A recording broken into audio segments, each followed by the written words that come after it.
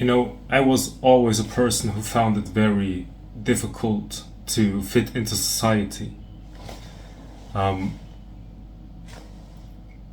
in this society, it's always about becoming someone. You have to act like someone, and it's always about who do you want to be, or who do you want to become, what do you want to attain. And I always found it very difficult to keep up with that game. So from a very early age, I became already tired of this whole game. In school, it's not really about learning, it's also about pretending to be someone. You have to have a plan, you have to know what to do, and it's not really natural. It did not feel natural to me. I was always, when I was looking at a tree or just at nature, I was looking at nature. To me, it felt like that I want to experience that. I do not want to plan everything and pretend that I'm someone or pretend that I'm special. I really just want to feel like whatever feels natural. So from a very early age, I already became tired, and when I was maybe 18, that was the first time that I have experienced the end of seeking, and I was just completely content with the present moment. Now, at that time, I watched a few Eckhart Tolle videos, but I was never really confronted with concepts like non-duality or the absolute or all the gurus. I was just content, and I was here. And then I have experienced bliss, like real bliss. I started to intuitively meditate without knowing how to meditate. There was no technique, but I was going very deep. I was having a lot of experiences. I do not know if these were out of body experiences, but I had a lot of deep experiences. I always found it very easy to meditate. And I thought that, wow, that's just the purpose of life. But then I got sucked back into this drama of society, and all of a sudden it became hard to meditate.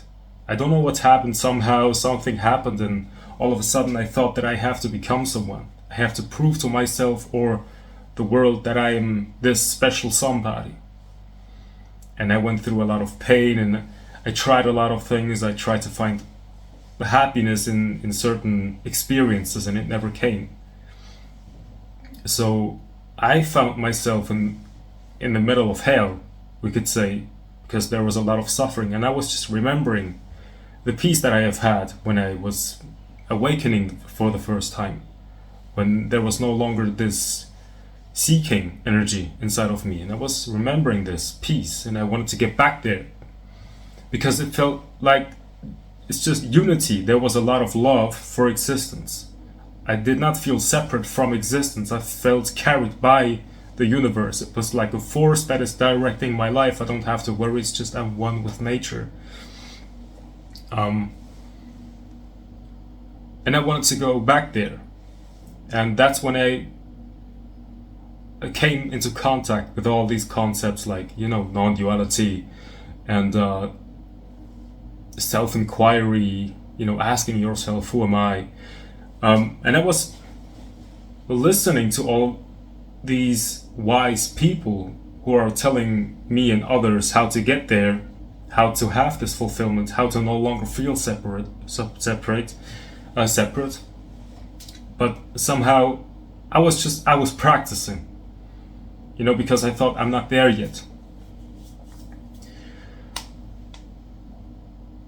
And I see that a lot of videos and books are really just talking about it in a very abstract way.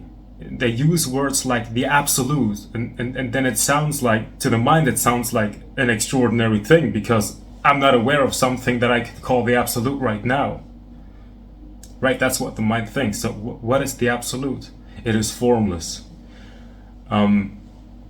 the mind doesn't really understand this, so it's trying to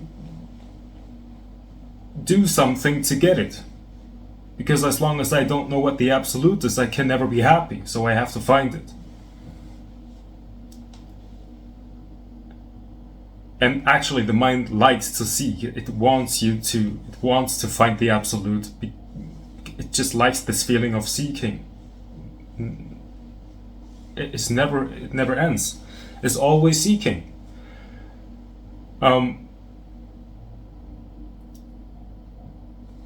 But there's no value in talking about freedom. What is actual freedom in experience? That's what I want. That's what I have experienced. That's what I wanted to get back to. I don't want to talk about freedom, although I like to talk about freedom. I like to use all these concepts and words, but I really wanted to go back to this freedom that is being experienced. So therefore I no longer have to think about it, because I am it, because I am in the experience of freedom. So there's all this talk about losing your ego, getting rid of the I, discovering yourself as awareness, and finding out that there's no duality, and finding that there's only the absolute and there is no separate being. But really how to do it. So I had to confront myself with the reality of suffering and ask myself, what is the suffering? So without getting the answer from a guru or a teacher, I had to find it out for myself. Suffering is actually just the sense of dissatisfaction with what is. There is a feeling of pressure, and the thought that says, I want to do something to get rid of that pressure because I don't want to feel pressured. Because when you feel pressure, it is hard to laugh.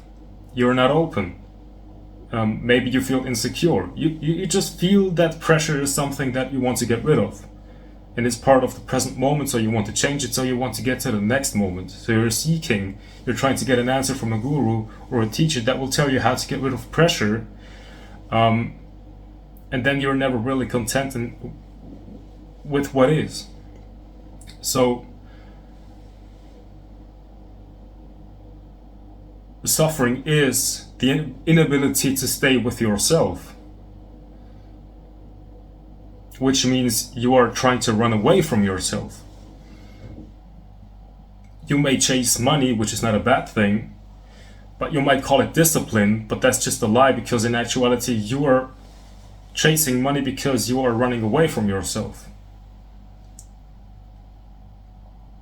You can handle all the problems in the world, but you're unable to sit with yourself for 10 minutes without being in discomfort.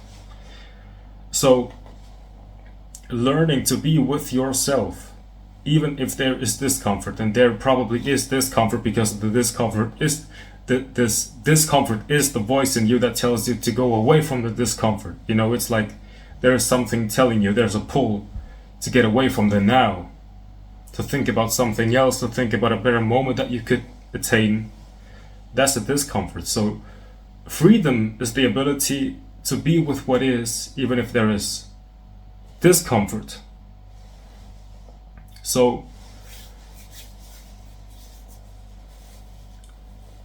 duality or suffering is the feeling that you are a separate object that is going through time, that has nothing to do with everything else that is part of this present moment. You're actually just using this present moment to get to a future point in time. So that's the suffering, because you think you have not arrived yet. So you can only arrive when you arrive radically. You cannot get there by time. You have to tell yourself right now, this is it. And that's whole in itself. There's nothing to understand. All the concepts are just for the mind that says, I want to understand exactly what this and that isn't there. You keep searching and seeking, but when you can really just stay present with what is, you will feel the pull of the ego. And if you can resist it and simply say, okay, you can think, you can be sad, you can feel pressured, but I'm going to stay here. I'm not trying to get away from this present moment. When you do this, the ego will get weaker and weaker, and then will there is an arising of joy, because you feel you have arrived. This is it. This is the moment. This is home. So it is really just about that. Non-duality means becoming aware that this is life, not your life, but this moment is life. So you no longer have to run from yourself. You should stay with yourself.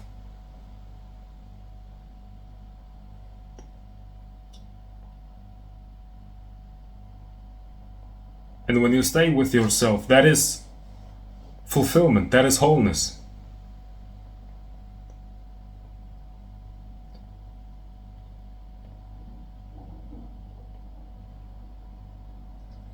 And in the beginning, there can be a sense of boredom. The voice, the ego, is trying to get away from the now. It is trying to get away from the uncomfortable sensations and feelings. But when it can really just be, that's all you wanted. You're no longer dependent on a guru or a teacher that will tell you what the way is. Because you have arrived.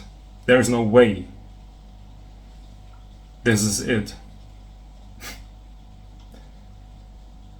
And when there are negative feelings, the natural impulse is to fix them. The ego says, I cannot be with my negative feelings. I have to get rid of them. Therefore, you are just perpetuating them. You know, the negative feelings. You don't look at them. You are not present with them. You're not embracing them.